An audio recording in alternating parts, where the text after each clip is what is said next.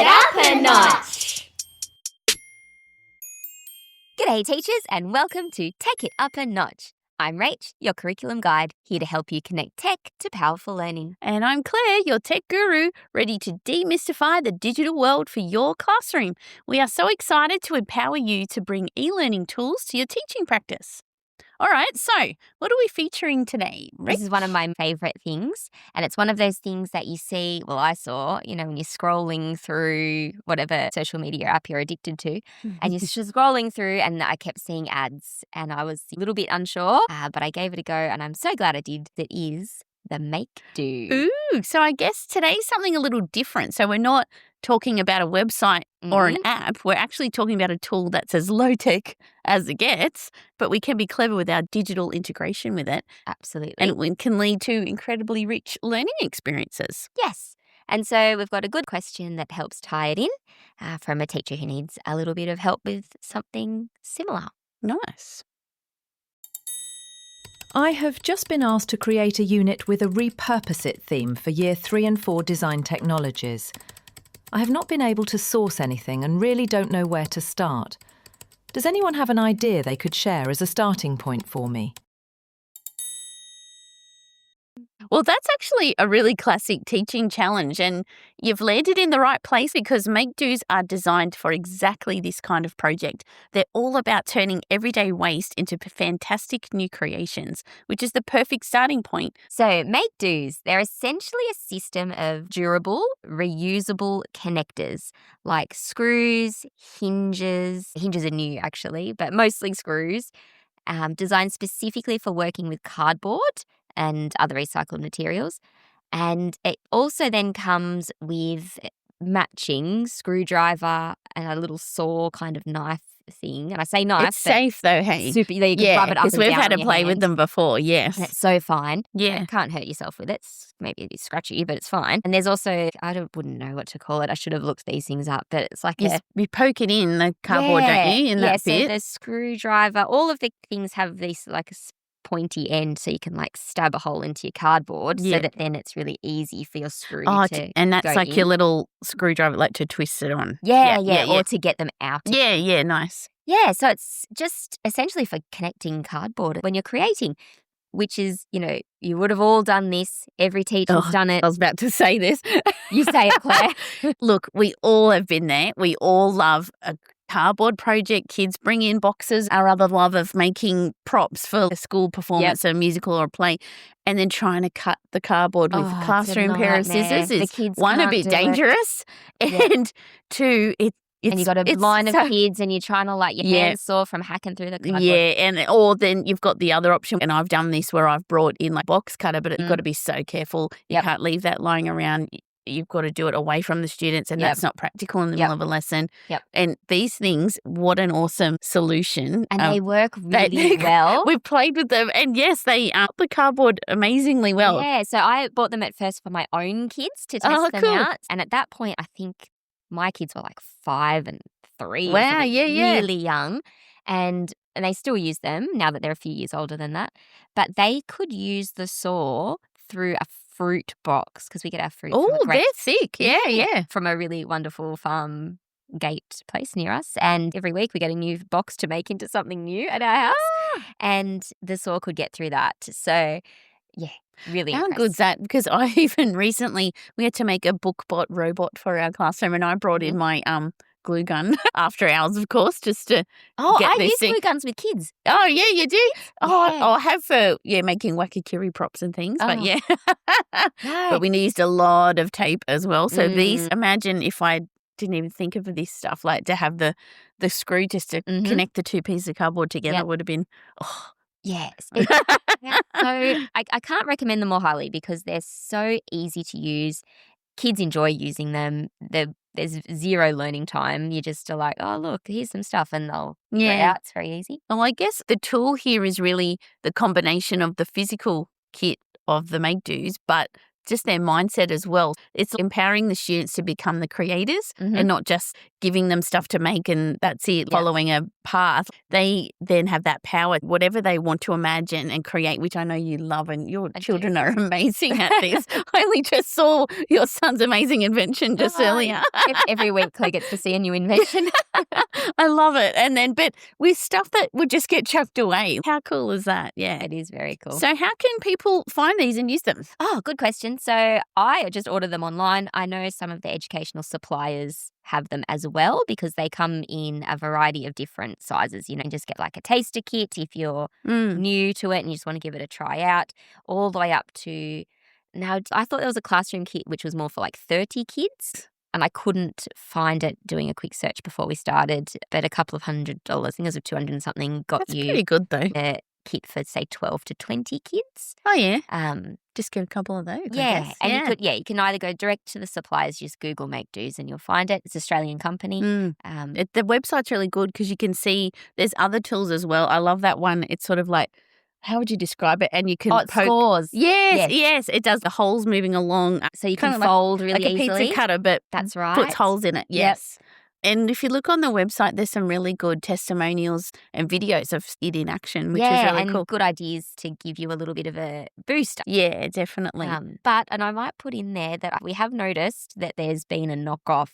We did, because in the kits we made for our recent STEM event, our wonderful colleague, she organised these as prizes, which we were able to do thanks to modern teaching aids, but she saw that the same little kits, they're not exactly the same, are they? But no, but I do feel like Makedos are an Australian company, and from what I can gather, an Australian inventor, and these have been around for a really long time now. And the cost is comparable, if not cheaper, to go direct to Makedos. So hopefully everyone will be supporting small business and entrepreneurship. Yeah. But I love going back to the question from the teacher. She didn't even say there was a specific project in mind, I don't think, was it? It was just like, what can they learn? How can my students learn about upcycling or repurpose some equipment like cardboard or egg cartons or toilet rolls or, I don't know, old boxes? And I think so many people go to that, right, I'm going to need rolls and rolls of sticky tape and masking tape. And coming back to that question about cost, well, if you're paying for lots of tape. Yeah, which isn't cheap. And no, it's really not. And it's just gets comparable to pay for a giant packet of these screws. Which you can reuse. Well, you can, but I don't know if you would. So what I would do if I was in a classroom using these is I would buy a class set of the scoring tool and the saw and the screwdriver so that everyone could have one or one between two or whatever's going to work for your space. And then I would consider the screws to be a consumable because chances are... Let them keep it. Yeah. Because kids are going to want to take their designs home. Yeah, so, that's true. It's a bit refreshing, isn't it, to have a non-tech, no software required. Just need some cardboard, old recycled materials, and you're ready to go with these. Yeah. Awesome. And I heard a good saying once, I wish I could attribute it to somewhere, but it was about technology is anything invented after you were born. You know? Because at some point, the screw was new technology. True. At some point in our history. So, it doesn't have to be all the latest whiz-bang AI tools. It could just be a screwdriver. Yeah, and it's a very good sustainable investment for your school, really, to purchase these because they're compatible with so many things. And even plastic and fabric, could you? I've never actually tried, and I wished I had have now, but I'm pretty sure you could. I guess if you can poke a hole in it, you can probably use a Makedo with it. I would agree with that, definitely. You know, I could imagine it working with like bubble wrap or foil or whatever you can. Yeah, because I remember going back to Wakikiri again, I keep bringing that up, but I remember you had to make one costume was out of recycled materials. And one mum saved that many milk bottles for us and cut out a feather shape and made this gorgeous bird costume out of it. But it was made with cable ties on a T-shirt. But this would have been way better now back then. Heavy, but good. Pretty heavy, actually. Yeah. Yeah, no, they're fantastic. So, all right, pros and cons, Reach. I think the best thing is around that critical and creative thinking, especially at Create, because I think sometimes when kids are using tape, they get really stuck. Yeah. And because what their vision is doesn't come true because everything's falling apart. And these will solve that problem. Yeah, nice. And solve the problem for you cutting everything up. So that's a big pro, is that it's easier for the teacher to run that sort of lesson with these tools. Yeah, nice. Yep. Any others? It's very safe. We were talking about hot glue before. Mm. I've used hot glue in classrooms before. If anyone else wants to do the same, I used it with cotton gloves. Yeah, so small hot glue guns with cotton gloves. Yeah, and, smart. and the usual teaching you would do about using a tool like that. Yeah. So they could still be using that as well. So easy to use, not too expensive when you break it to, however many you would need, and very safe. I like low risk learning as well. If you make a mistake, just unscrew it and do it again. Very true. Yeah. Yep. So cons, I guess, look, you do have to buy initially. You do. And like we did say, there's another version out there which When I did the maths, it was cheaper to do the Makedos. Yeah, there you go. Yeah. And obviously you need to get the actual physical recycled materials into school first. Like you can't just make it with nothing. So yeah. And scale. Could we go nuts here? Like, I don't know. I think you could go very, and there's different size screws, small and large. I guess the limitation is space, isn't it? You're making these great projects. And how do you get it home in the car? And where are you storing it? Because it's not going to get made in a lesson unless you can dedicate a day to it. Which I call them discovery days. Get it done. I'm a fan. I always say if it's messy and it's loud, that means it's working. Like, and I know other teachers that's their worst nightmare, and that's fine. Everyone's different. That's what makes teaching wonderful. But the good thing about doing it in a day is you just get started. The stopping and starting wastes too much time. Yeah, I know. I agree. When I was doing RFF, when we were talking about in the MakedoMakedo lesson, I used to actually ask our PE teacher, can we do a double today? Because the pack up and then the putting it just you lose that beautiful flow. Yeah. And she was wonderful. And so then the following week I got to do PE, which was fun. So to make up for the double. As long as the weather's nice. Yeah. Oh no, we did dancing. That's all right then. All right. So let's go our curriculum guru. Alignment. Coming back to what I said about technologies being anything after you were born kind of thing, it's a really good way of showing that traditional technologies are just as important when learning in science and technology as anything that's new. And I think that's a really good thing that the Makedo can show. Love that. And that balance of traditional, contemporary and emerging technologies that are shaping our world, they're all working together to come up with solutions to problems. Yeah, definitely. Yeah. I really like the practical nature, the technologies learning area, particularly, you think about where technologies heads when you get up into high school. Well, oh man, you're doing woodwork, and I know they don't call it any of that anymore. No, they still do. Do they? Yeah, my sons are doing it. Yeah. Okay. Woodwork, metalwork, and all of those Yep. sorts of things. It's a nice lead in, for our primary school learners, because we probably haven't said that. I think definitely kindy and up can use these, but once they're in year 7, they're going to be wanting to use the real deal. Deal. Well, and they've got the school facilities to do that. That's right. Primary are limited, so this is a great solution. Yeah. Yes, a really good solution And to a safe one. That practical nature of the learning area. Yeah.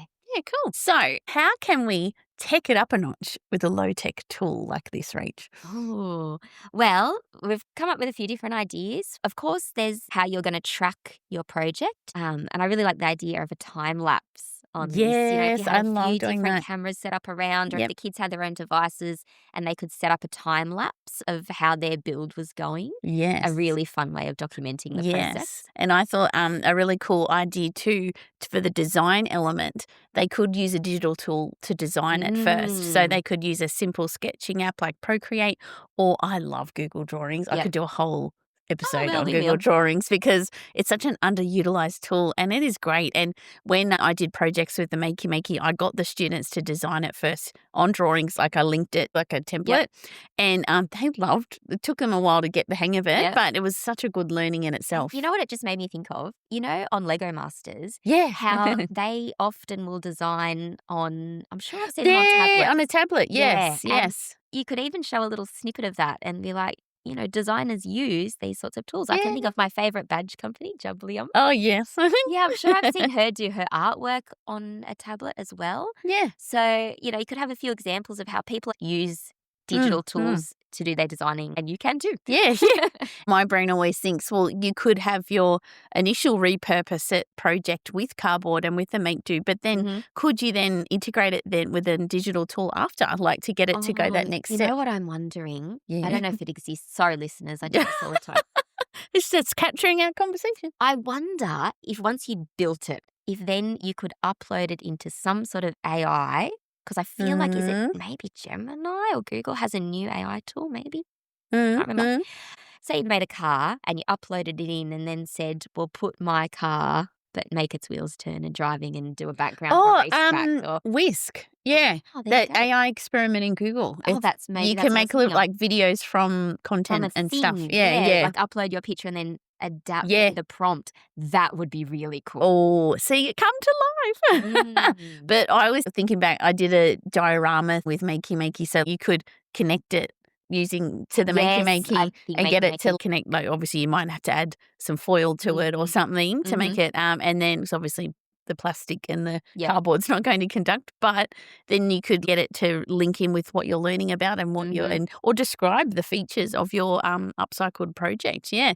Or even Microbit if you want to add that element and integrate it with coding. What a cool idea. Yeah, cool. You could turn it into like, an alarm or a piggy bank or a musical instrument or whatever you All want. sorts of Yeah. All right. So how could we use this as differentiation, like for different learners or even in a low resource setting? I think my go-to for differentiation is always just more time. I think kids can really benefit from that. Or maybe like model one, make one first and show them. I do wonder. I wouldn't say that they're fiddly, but Physically fine motor. that's what I was thinking. But you know what I like about them is there's hexagon shape, and so the screws hold into each other because of the way that they're designed. Like they don't slip out. Yeah, so I feel it's like easy. That's really helpful. That would be for the kids that might find that tricky. Yeah. But like I said, my very young people have been able to use them pretty well. So I think, unfortunately, in terms of low resources, you can. I don't know. You're back to tape, but I think it's just as expensive. So yeah, and more sustainable, I think. Yeah, especially if you're reusing them. And obviously, if you want to add the tech element, that's another whole cost to that. But that's just an idea for us to take it up a notch. Well, and I think in terms of differentiation, taking it up a notch with some tech is increasing the ceiling on that task. Yeah. So this is an AI gimmick that we haven't actually had a go with yet. So we thought we'll ask the AI co-host for its idea for a repurpose it project. Let's see what it says. So based on the theme of repurpose it, a good project for Year 3 and Year 4 students would be to design and build a functional bird feeder using recycled materials. The final product should be durable and safe for birds with a digital component that records the number of visits. Oh, love that. You know what I like? Thanks, AI. That was Gemini, wasn't it? Yeah, it was. To ask that question. I like that because this is a cardboard creation kit. I like that the kids are going to have to think now about what else they can use so that it's waterproof. Ooh, yes. Or what could they add as a shelter to it? Yeah, because if it's outdoors, it's only going to last till the next time it rains and those sorts of things. I don't know if Gemini thought of that. Because the number of visits, I straight away thought of a video, but you could use a sensor. I'm thinking of a sensor too. Yeah, good old Kookaberry or microbits too. Yes. Yeah, there's so many. Do I know any others? I'm trying to think. No, probably microbits might be more achievable one. Yeah. Oh, that's so cool. So thanks, AI Gimmick. That's a good idea for what you could use it for. All right. So we encourage you to use Makedo's, give them a try, and please follow us on our wonderful podcasting journey. We hope you enjoyed this delve into something a bit more hands-on and practical and not taking it up a notch per se, but looking at other ways. It up from whenever screws were invented. Yeah. Looking at another form of technology in a different way. Yeah. That's right. Yeah. So don't be afraid to think outside the box, or in this case, in the box. Or together with the box. Don't be afraid to turn that box into something new. Oh, I like that. Yes. So we hope that this gave you some great ideas for your repurpose it unit. So if you try it, please let us know. We'd love to see what your students create. Send us some photos to our email, takeitupanochau@gmail.com. You can follow us on Facebook at takeitupanochau, on TikTok and on Instagram. We have takeitupanoch.au where we share links to our episodes and other cool things and videos of us talking. Everyone will be excited to see that. Yeah. But please like, subscribe, rate and share this episode with somebody. We already we've had a great response so far. Well, thanks everyone for tuning in to Take It Up a Notch. See you next time. Take it up a notch. Hi everyone, this is Rachel calling from the editing booth, and I just wanted to add on because we've come across some really interesting 3D print designs that will work with your Makedos. On the Makedo website, you'll be able to find them. There's a whole lot of different things that you can use, including the screw bit. So earlier on, Claire and I were talking about children who might have fine motor needs, and the screw bit allows a regular electric drill to screw the Makedos in, or good for pack up, out quite quickly. So that might be something that you would be interested in if you have a 3D printer. There's the fab grab, which is to grab onto fabric, which is something else that we talked about, as well as things like brackets and hinges, Lego adapters, and there's a whole lot more that you can look up on Thingiverse as well that you might be interested in. So that's a little extra at the end just to let you know what's available. You might also use this as inspiration for your own students if you are looking for a way to take it up a notch and think about what your students could create using a 3D printer to help enhance their designs. Another reminder is that Take It Up a Notch has 5 episodes per term, and we are about to go on term break in New South Wales. So Claire and I will look forward to seeing you in a couple of weeks for our next episode. Take it up a notch. Episode 5. Oh, I forgot to do it last time. Oh, let's.